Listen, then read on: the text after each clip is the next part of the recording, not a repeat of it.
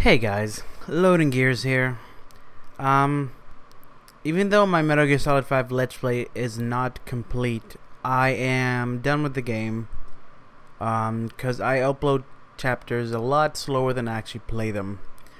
And I just wanted to give a very spoilers-filled thoughts on Metal Gear Solid 5. So if you haven't finished it, don't listen to this. But these are going to be my thoughts on Metal Gear Solid 5. Not just on the ending, but on the game as a whole. Now, as a gamer, the game was really fun. All the mechanics, all the positive things that you hear reviewers saying were true. It has a very wide variety of mechanics. As everybody knows, there's the whole base building thing. At one point you get a weaponsmith, so then you can start building, kind of somewhat customizing your own weapons. With the whole base building thing, there's a lot of buying equipments and stuff, and the equipments are just endless. There's so many types of weapons and items, and a lot of them are really fun. A lot of them are just kind of like cute little quirky fun things, like the decoy. There's a lot of unlockable stuff. There's just so much going on in the game, and it all blends together so well. It's really fun, and even though the missions can get very repetitive, the diversity of environments plus all the different kinds of items you have, and the fact that you can kind of approach a mission in any way you can, it makes every mission seem or feel very different, because you can really play around with the mechanics and play the missions really differently each time. But I don't want to get too deep into that, because that's getting more into review status, and I may do that later. But these are just my thoughts. Those are my thoughts as a gamer. Now my thoughts of the game as a Metal Gear fanboy are gonna be they're gonna be the brunt of this video, and I will say I'm gonna piss some people off. But honestly, this is the first time where I've seen fans coming together, and instead of blindly defending the game, actually going, fuck this shit. Now honestly, my opinions as a fanboy, opinions being the key word, is fuck that ending. Fuck Super Silent Snake. Fuck all the cut content. Fucking A, this game was extremely incomplete. And if you don't see it yourself, you're honestly blinding yourself with fanboyness or fangirliness. I mean, I'm not saying that it's wrong for you to think the story was good, or that the ending was good, God forbid. But honestly, you cannot deny that the game was incomplete. I mean, it literally was. It was literally incomplete. It's a fact that there was a mission missing in there that was crucial to ending Eli's story. I had to fight every urge to justify this game myself, because I really, really wanted to be happy with the end. I really did. Not just to justify the $60 I spent on it, not just to justify how long I spent waiting for it, but just so I can get some kind of closure to the Metal Gear saga. Now that I know that I am never gonna get another game, I'm never gonna get to play another Metal Gear game, and even if I do, it's not gonna be a Kojima game. I don't know what the fuck Konami's gonna want to do with Metal Gear, but it's not gonna be the same. So I really wanted closure with this game. But my God, the more I think about this game, the setup, the story that comes after and before it, the trailers, what we were promised, what I've researched about, unused files within the game, the more I realized that Metal Gear Solid 5 was simply an incomplete game that could have told a great story, but Kojima got caught up in other shit, or maybe Konami just pulled some shit that Kojima's not allowed to talk about. And to start off, I know what everybody's gonna say. You don't understand. You know, when it comes to the ending, you don't understand. It was a goodbye from Kojima to us. We are the big boss. We are the medic. We are Ahab. We were playing not as the medic, but as ourselves. No, fuck that. I do understand that. It was obvious. I understand that. He did the same thing with Raiden, except with Raiden, it worked with the story. Raiden was supposed to be us, but he was within himself a character. This instead felt like he came up with the conclusion of making the medic be quote unquote us, and then he built up an ending around that conclusion. Look, I love that Kojima wanted to thank us badly enough to do this, but I didn't spend $60 to get a thank you and goodbye card from Kojima. I spent it to get an experience that closed the gap of a series I've spent most of my life playing. And wow, I did not get that. The best thing this explained is why we killed Big Boss twice, and why all of those misconstrued rumors about Big Boss were spread, as Eva mentioned in Metal Gear Solid 4. Because that's really something fans have been wondering about, right? We were really so caught up on why we killed Metal Gear or Big Boss twice in Metal Gear and Metal Gear 2. No. We weren't. You know, it explained that. It explained why we killed Big Boss twice. And, you know, fuck showing when Sniper Wolf made contact with Big Boss. Fuck explaining how he ended up back in America working for Foxhound without the Patriots being like, should we do something about this or not? You know, fuck the more crucial parts of the story. No, we're not. We're just gonna explain why we killed Big Boss twice. My biggest thing with this game is that the game was incomplete, and I'm gonna explain this further here. A lot of this game wasn't finished. The more you look at it, the more you think about it, the more you think of everything that's happened the past few years with the development, the more you realize that Kojima did not budget this game right, or that Konami forced him to push it out the door earlier than he intended. I don't know what the fuck happened. I don't want to blame it on Kojima. I don't want to blame it on Konami, because I don't know what the fuck happened, but something happened. The game was not complete. I know a little bit about how game development goes. You make the core basis of a game so that you have a basic game running. Even if it's a shitty game, you have the main mechanics down. So if God forbid some shit happens and you can't do the rest of the game, you still have something that you can start, play, and finish. Then you add the more layers to the game. You know, you add the prettier textures. You add the extra mechanics you wanted to put in there. You add the extra environments. All that extra stuff that is not crucial to making a game, but is crucial to making your game. And then you end up with just needing to do all the what I call the sprinkles. The things that make it nice and pretty, and that make it just the cute little things here and there. You know, the unlockable stuff and all that stuff. Thinking about it from that perspective, there were a few things that seemed like it should have been obvious in the game, but were missing.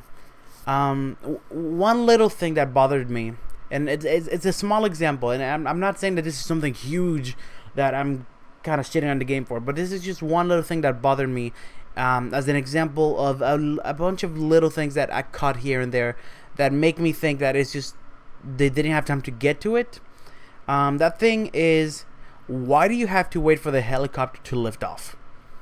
You have a button to go to other parts of Mother Base, a button to get off of the helicopter, a button to put people in the helicopter, and a button to get to get the Gatling gun. But nothing to say, hey Pequod, I want to leave. Instead, you gotta sit there and hope you don't get killed if you're leaving during a firefight until Pequod decides it's time to leave. It's not a big deal at all. But it's one of those things I noticed that it's just so obvious that it should have been there, like a button to say let's go, you know.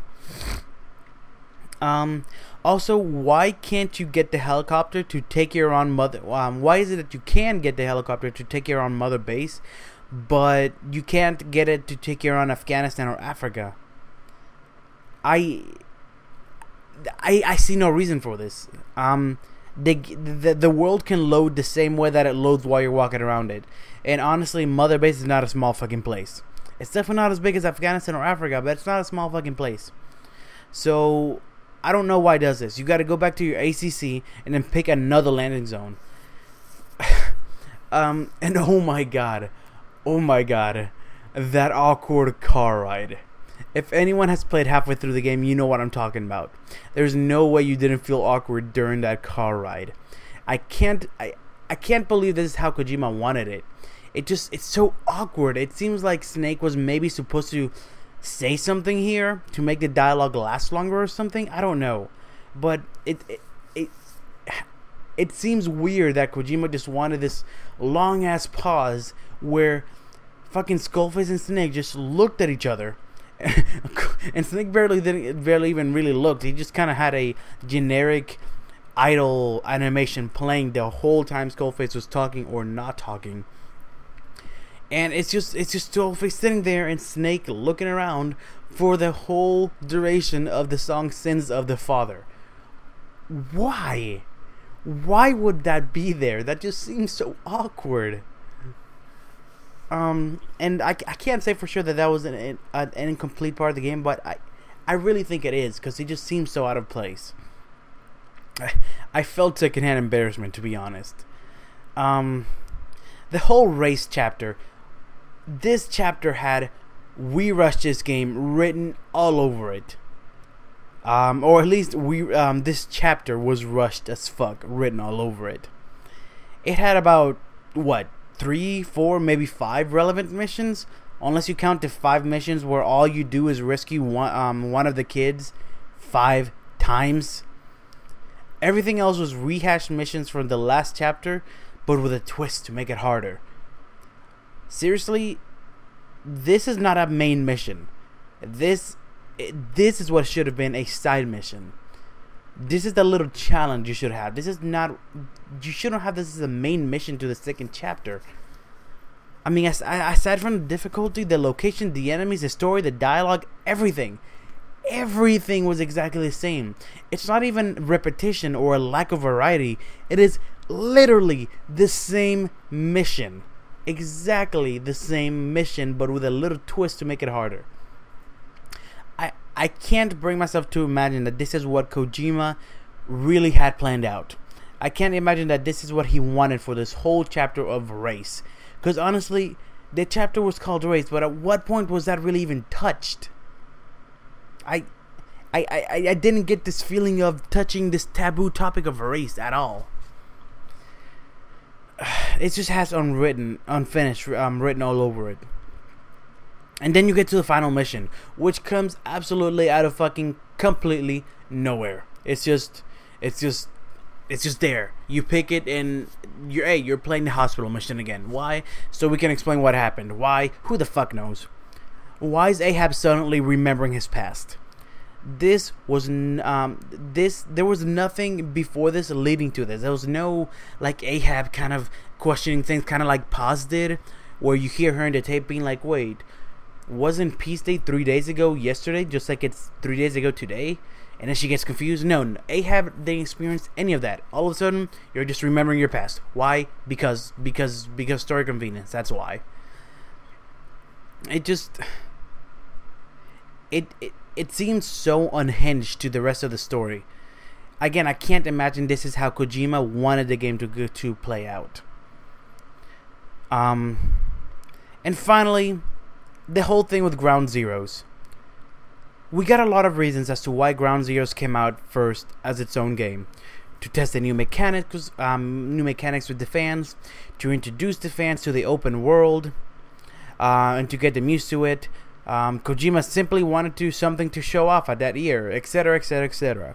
And honestly, we as fans have to stop justifying things for companies that we love and let them explain shit themselves. We make things way too easy for them when we blindly come up with shit for for reasons for them. You know, for reasons to justify things for them.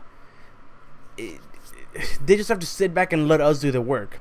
Let's be honest. Having the first mission plus 5 side missions of a game that don't even really fit in the story at all, because how do you have Camp Omega destroyed and then have those 5 side missions, or how do you have those 5 side missions before what happened in Camp Omega? So even those side missions seemed like they were just made on the spot to make Ground Zeroes a bigger game. So let's be honest. Having the first mission plus 5 missions of a game coming out as a standalone game was weird. I don't know that it's ever happened before in any other game. And I just see no legitimate reason to do this. I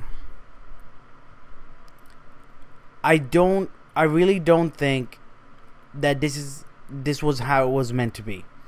Especially because very early in production, you hear people keep asking about if Ground Zeroes and the Phantom Pain are going to be one game, and it can't say just yet. For some reason, it can't tell you, and they can't tell you how it's going to be boxed. That tells me that it was a decision they had to make later on, and that at first Ground Zeroes was obviously the first mission of the Phantom Pain, which it is. But I'm saying it was supposed to be. Ground Zeroes was not supposed to be a game title. It was supposed to be a mission title. After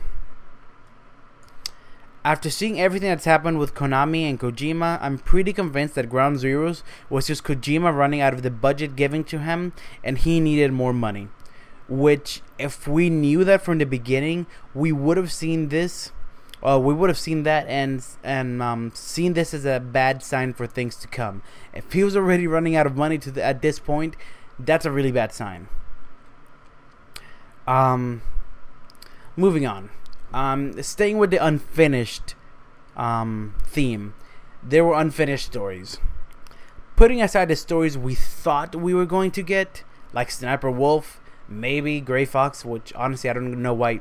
I don't understand the obsession with Gray Fox, but whatever. Yeah, Sniper Wolf, maybe Gray Fox, maybe having Solid Snake thrown in there. Putting those aside, because honestly that's all stuff we speculated. I'm sure everybody knows about Eli's missing mission that was supposed to wrap up his story. That mission sounded amazing. It sounded really cool. And I wish we would have gotten to play it. I don't. It pisses me off that they had to cut a story relevant, a mission relevant to the story, but you made room for fucking 150 side missions. Are you serious? And what about Kaz? What the fuck is up with his eyes? Is that ever explained? He doesn't seem blind, that's for sure. When you rescue him, you ask about his eyes, and he just says no, it's just bright. And then, like, at the beginning of the second chapter, he finally takes off his glasses, and you see that they're all white, kind of like code talkers. Even if it was not relevant, can you do they even explain what happened to his eyes? Nothing. Are you telling me that was in there just for shits and giggles and it was never supposed to be anything? No. There was something supposed to be there that was supposed to explain that. I mean, what about Code Talker? When he tells you to be careful with Kaz or something like that. You know, that random cutscene that plays at one point when you go in Mother Base and he's like, I don't fucking know, communicating with the parasites. And then Big Boss interrupts him and he just says something like, watch out for Miller or something like that.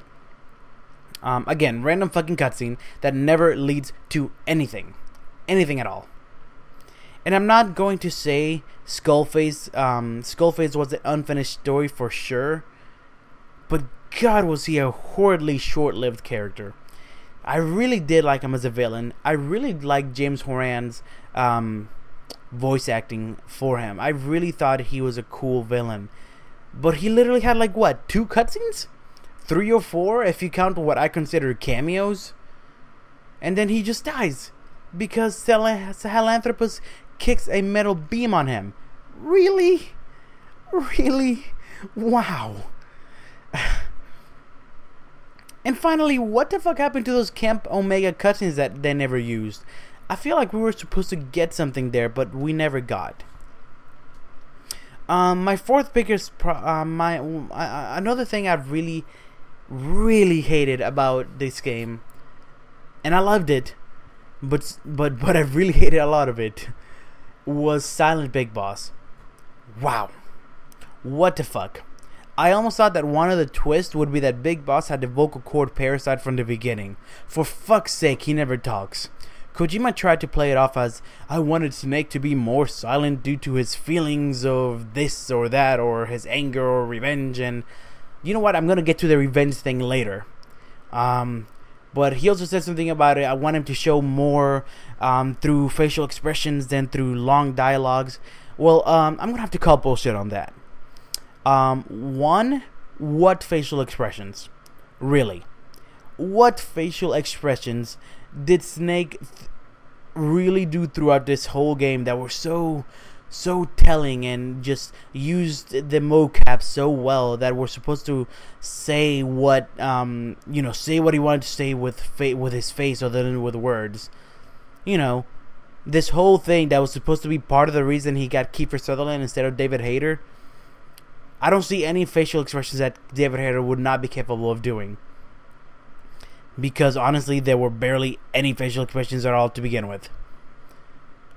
I really saw none. I'm gonna go ahead and say 99% sure that the lack of talking was due to Kiefer costing too much money. 2, one thing is being silent, but he didn't even as much as groan or yell or anything while he's being thrown around the helicopter during that scene after You Be Quiet, or during that scene after Code Talker's extraction. I swear to God, a lot of the time when I look at him just stumbling around the helicopter and just being completely silent, I feel like I'm playing Legend of Zelda with Link.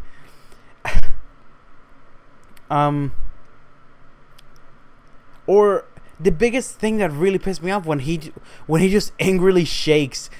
He just angrily shakes around when he first sees Skullface.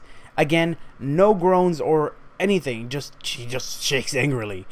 And I mean, really? This is the guy who killed about 300 of your men and destroyed your base, your home. The guy who kidnapped I guess you could say, your best friend. And it was his fault that he's missing an arm and a leg. His fault that you have a fucking horn stuck through your head and you're missing an arm. And you're not gonna say anything? You're gonna stay absolutely quiet the first time you see him? These spots where something should obviously be coming out of Big Boss's mouth tells me that they had to go easy on Kiefer's lines. Which begs the question if bringing Kiefer in had any positive impact whatsoever. I mean, why isn't Big Boss in any of the torture scenes? You know, that's another thing that gets me as in the whole Big Boss being overly quiet. And it wasn't just his whole thing of he's quiet because justified reasons. It was just overly quiet. Even if he was a more quiet character, he was still overly quiet. I don't understand why he was never in any of the interrogation scenes interrogating the actual person. It seems like Ocelot gives more fucks about MSF destruction than Big Boss does. Half of the shit Ocelot says and does could have more appropriately been given to Big Boss. Ocelot really didn't lose anything.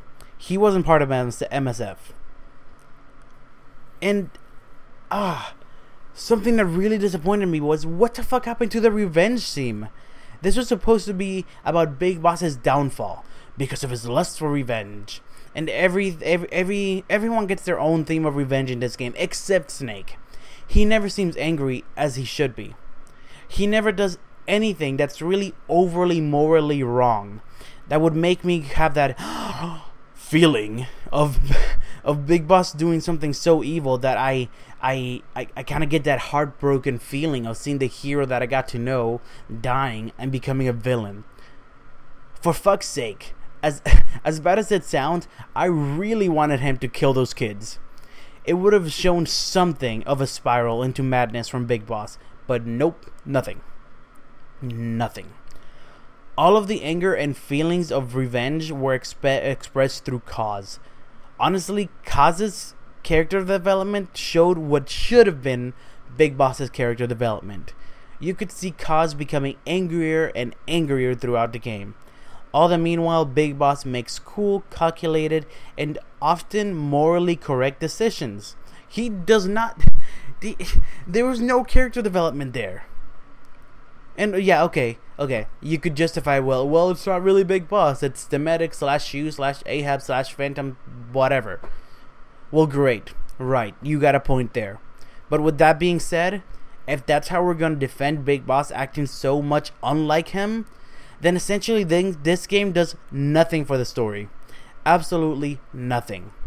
Like I said, it explains why Big Boss was alive in Zanzibar land, as if that's something we even cared about. And it vaguely told Liquid's story, but it didn't even manage to do that all the way. We're left with a very flimsy idea as to why he's so angry at Big Boss. I'm gonna cause complete chaos in the world because I'm a clone and that makes me feel inferior. Give me a break. I know that's oversimplifying it, but come on, don't tell me that you weren't expecting more interactions from Eli and Big Boss. Where's the whole thing that Liquid says that Father always told me that I was the inferior one? Father never talked to you, for fuck's sake. Now, before you say that the Big Boss in Outer Heaven was Phantom Snake, so, you know, Big Boss was never really evil because Phantom Snake was the one in Outer Heaven. Remember what the timeline at the end says. Big Boss established Outer Heaven. It just happens to be Phantom Snake that Solid Snake kills. So, Big Boss made Outer Heaven. So I guess at some point Phantom Snake went back to work for the real Big Boss, but that's beside the point. The point is, it was Big Boss that made Outer Heaven. It was Big Boss that had all those child soldiers running around in Zanzibar land. Big Boss, the one that made another nuclear weapon, stole the scientist that was making that oil, all that other shit. He was a bad guy. In conclusion, I admit, a big reason why me and a lot of fans are probably pissed is because we had so much time to speculate that we got caught up in our own ideas of what the game would be, and we didn't get the story we wanted. So I'll take on that blame. But even with that, a lot of what we were promised was not fulfilled. We know a lot of assets that seem to have been very story important were not used. Everything from Eli's mission to an apparent texture to a female body with a scar like the boss's scar. The supposed customization of Mother Base? What? You mean the color in your emblem? Awesome, I guess. You can walk around Mother Base. Awesome. That's literally all you can do. Walk. Mother Base gives you no reason to go back to it except pauses, completely unnecessary side mission, and the dumb target practices. Aside from hoping to see a cool cutscene when you return, Mother Base was a lifeless hub. Also, remember when they first advertised Mother Base and presented it as if you could buy the security equipment for it because you might get attacked at any point?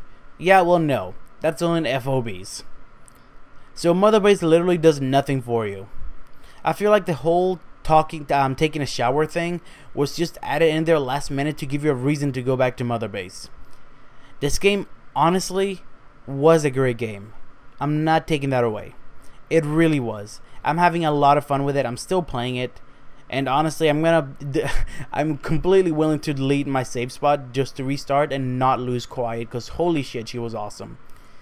I just wish I'm glad it exists, but I wish it hadn't have been Metal Gear Solid 5. I wish this game existed as a game on its own, and Metal Gear Solid 5 was a different game that would have been a game that remained focused on its story. The thing that made it come this far. Really, why would you go back away from the factor that made these games amazing on your last game? Why would you redo the whole series on your last game? You're supposed to be. This should be something for the fans. This should be something to close your story if you know that it's your last game, and instead you decide to just completely change up everything and go from having 40-minute cutscenes to having 5-minute cutscenes at most. Very sparse, or very in between 5-minute cutscenes.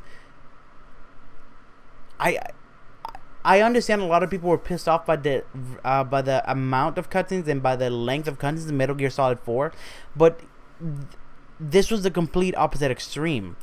You could play for hours without seeing a cutscene, and when you finally did, it was like 5 minutes at the very most.